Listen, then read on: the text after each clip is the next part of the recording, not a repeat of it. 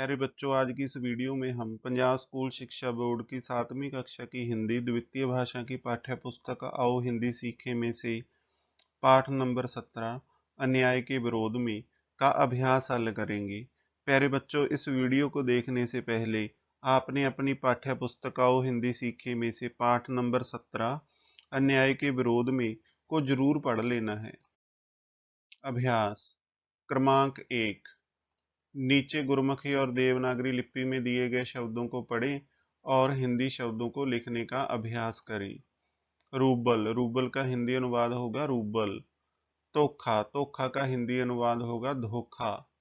Diary, diary का हिंदी अनुवाद होगा डायरी। 80, 80 का हिंदी अनुवाद होगा अस्सी। इकताली, इकताली का हिंदी अनुवाद होगा इकतालीस। इंसान, इंसान का हिंदी अनुवाद होगा इंसान। सत्ताई, सत्ताई का हिंदी अनुवाद होगा सत्ताईस। बोधा, बोधा का हिंदी अनुवाद होगा बोधा।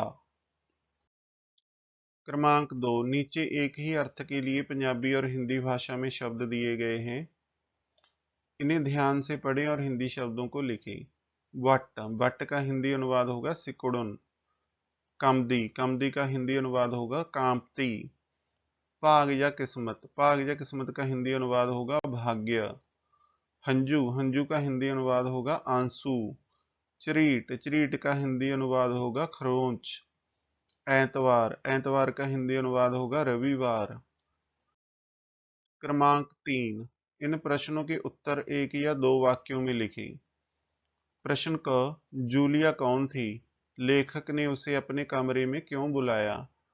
प्यारे बच्चों, जूलिया लेखक के बच्चों की गवर्नेंस थी। लेखक ने उसे अपने कमरे में उसकी तनख्वाह का हिसाब करने के लिए बुलाया। प्रश्न ख, लेखक ने जूलिया को किस काम के लिए रखा था? प्यारे बच्चों, लेखक ने जूलिया को अपने बच्चों की देखभाल करने के लिए रखा था। प्रश्न ग, जूलिया को लेखक ने कितने रूबल दिए? प्यारे बच्चों, लेखक ने जूलिया को 11 रूबल दिए। प्रश्न घ, तनख्वाह प्राप्त करने पर जूलिया ने लेखक का धन्यवाद क्यों किया? प्यारे बच्चों, तनख्वाह प्राप्त करने पर जूलिया ने लेखक का धन्यवाद इसलिए किया क्योंकि इससे पहले उसने जहां भी काम किया उन्होंने तनख्वाह के रूप में उसे एक पैसा भी नहीं दिया। क्रमांक 4, इन प्रश्नों के उत्तर 4 या 5 वाक्यों में लिखें। प्रश्न क, लेखक जूलिया को क्या सबक सिखाना चाहता था? प्यारे बच्चों, जूलिया जो कि लेखक के बच्चों की गवर्नेंस थी, वह बहुत ही सीधी सादी और दब्बू लड़की थी। वह अपने पर हो रहे अन्याय के खिलाफ आवाज उठाने से डरती थी। लेखक चाहता था कि वह दब्बू, भीरू और बोधा ना बने। वह चाहता था कि वह अपने अस्तित्व को बनाए रखने के लिए कठोर, निर्मम और हृदयहीन संसार से लड़े। इस संसार के बारे में वह जूलिया को शिक्षा देना चाहता था कि दब्बू और बोधे लोगों के लिए इस संसार में कोई जगह नहीं है। प्रश्न ख, जूलिया द्वारा धन्यवाद कहे जाने पर लेखक गुस्से से क्यों उबल पड़ा? प्यारे बच्चों, जूलिया द्वारा धन्यवाद कहे जाने पर लेखक गुस्से से इसलिए उबल पड़ा क्योंकि वह जूलिया से कहता है कि तुम अच्छी तरह से जानती हो कि मैंने तुम्हें ठग लिया है, तुम्हें धोखा दिया है, तुम्हारे पैसे हड़प लिए हैं, इसके बावजूद भी तुम मुझे धन्यवाद कह रही हो। प्रश्न ग, इस कहानी के द्वारा लेखक ने क्या संदेश दिया है? प्यारे बच्चों, इस कहानी के द्वारा लेखक ने संदेश दिया है कि इंसान को भला कहलाए जाने के लिए दब्बू, भीरू और बोधा नहीं बनना चाहिए। अपने अस्तित्व को बनाए रखने के लिए उसे इस कठोर और निर्मम संसार से अपनी पूरी ताकत से लड़ना होगा। हमें हमारे खिलाफ हो रहे अन्याय के खिलाफ आवाज उठानी होगी। इस संसार में दब्बू और बोधे लोगों के लिए कोई जगह नहीं है। क्रमांक 5, इन मुहावरों के अर्थ दे दिए हैं, अर्थ समझते हुए वाक्यों में प्रयोग करें। पहला मुहावरा है प्यारे बच्चों, चेहरा पीला पड़ना। चेहरा पीला पड़ना मुहावरे का अर्थ है मायूस हो जाना। इसका वाक्य बनेगा, नौकरी जाने के बाद महेश का चेहरा पीला पड़ गया। दूसरा मुहावरा है आंसू छलकाना। आंसू छलकाना मुहावरे का अर्थ होता है रोने को होना। इसका वाक्य बनेगा, लेखक के कटु शब्द सुनकर जूलिया की आंखों से आंसू छलक आई। तीसरा मुहावरा है गुस्से से उबलना। गुस्से से उबलना मुहावरे का अर्थ होता है बहुत अधिक क्रोध आना। इसका वाक्य बनेगा, भगत सिंह को फांसी देने पर देशवासी गुस्से से उबल गए। चौथा मुहावरा है क्रोध पर ठंडे पानी के छींटे मारना। क्रोध पर ठंडे पानी के छींटे मारना मुहावरे का अर्थ होता है क्रोध को शांत करना। इसका वाक्य बनेगा, जूलिया ने अपनी कहानी बताकर लेखक के क्रोध पर ठंडे पानी के छींटे मारे।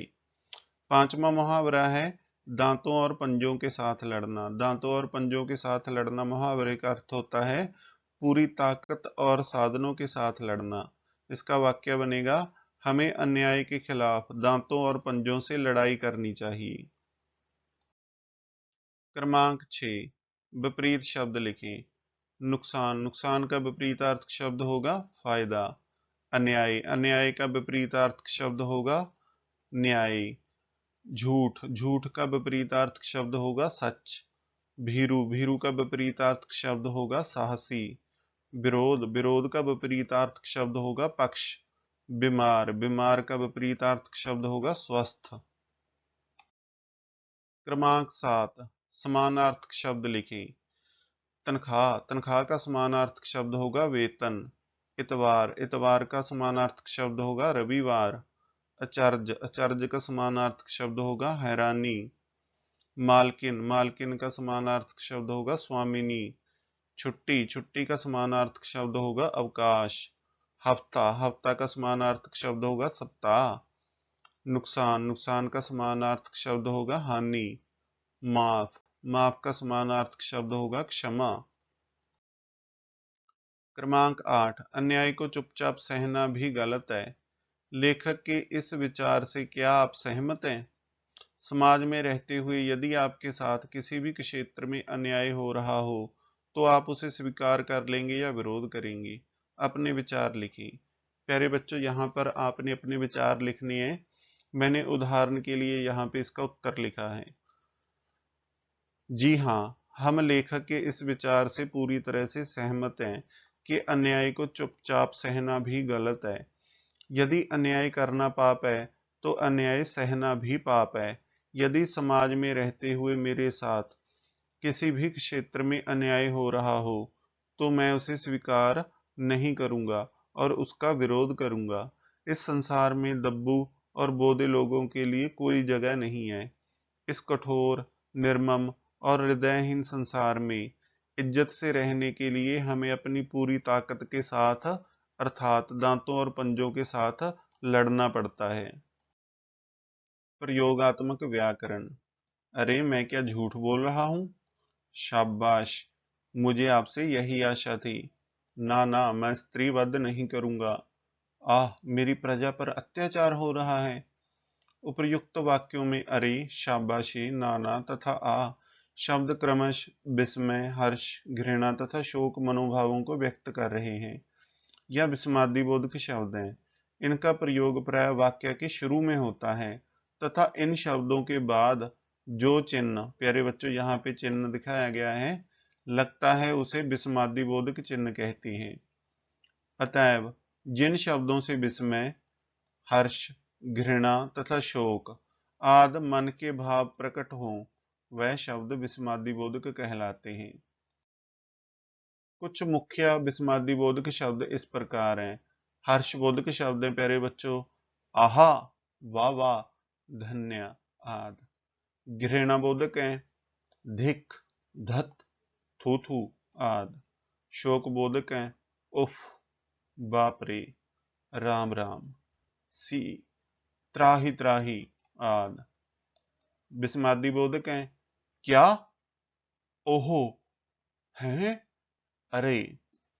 स्वीकार बोधक हैं हाँ हाँ, अच्छा, ठीक, जी हाँ। चेतावनी बोधक हैं सावधान, होशियार, खबरदार। भयबोधक हैं हाय, हाय राम, उई माँ, बाप रे।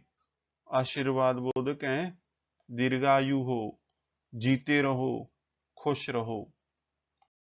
प्यारे बच्चों, मैं आशा करता हूं कि आपको पंजाब स्कूल शिक्षा बोर्ड की 7वीं कक्षा की हिंदी द्वितीय भाषा की पाठ्य पुस्तक आओ हिंदी सीखे में से पाठ नंबर 17 अन्याय के विरोध में के अभ्यास के हल की यह वीडियो बहुत पसंद आई होगी। प्यारे बच्चों, आपने इस पाठ के अभ्यास को अपनी हिंदी विषय की कॉपियों पर साफ और सुंदर लिखाई में लिख लेना है। लिखने के बाद अच्छी तरह से याद करना है और फिर रफ कॉपियों पर लिखकर इसका अभ्यास करना है।